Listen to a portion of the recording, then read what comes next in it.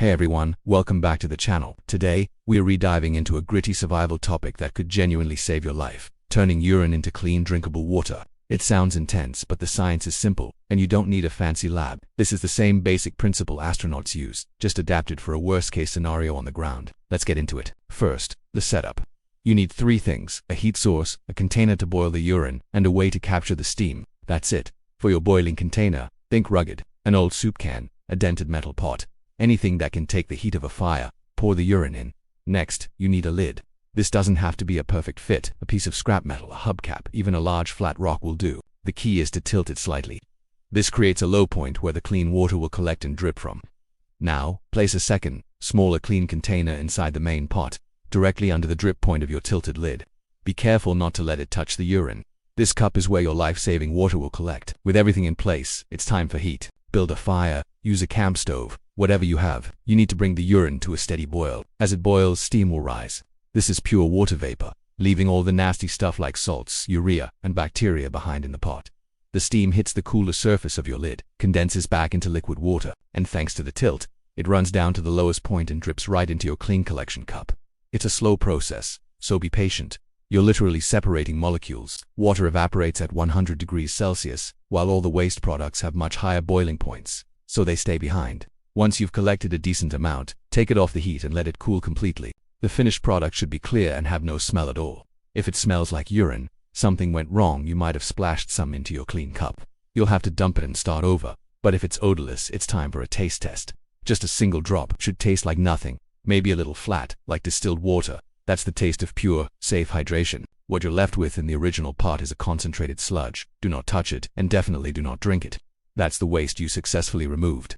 This distillation method is a powerful tool for any survivalist's arsenal. It's not pretty, but when you're out of options, it works. Thanks for watching.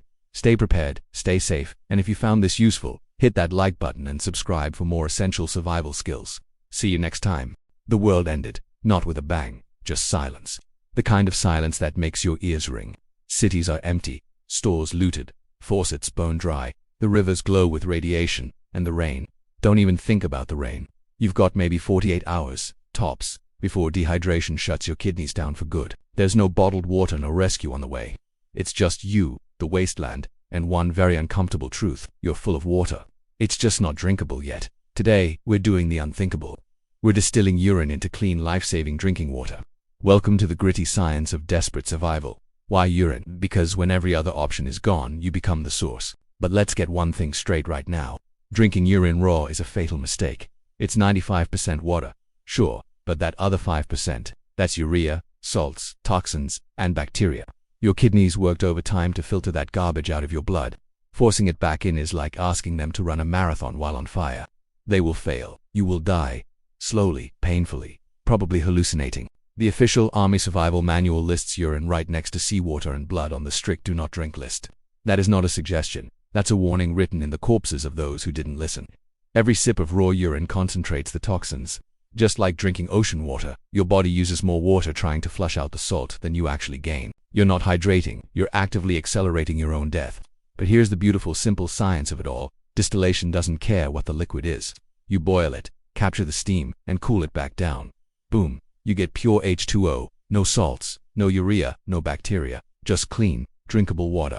Forget the source, focus on the process. This isn't about being gross, it's about being smart enough to live another day.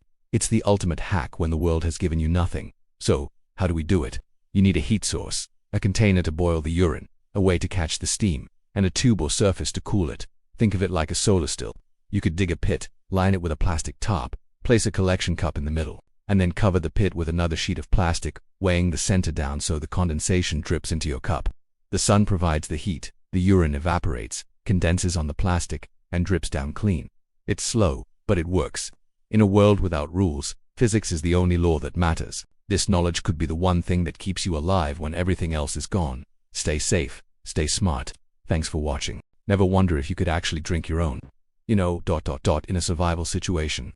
Let's get into the science of turning pee into pure water. A lot of people think boiling is enough. They say, the heat kills all the bacteria.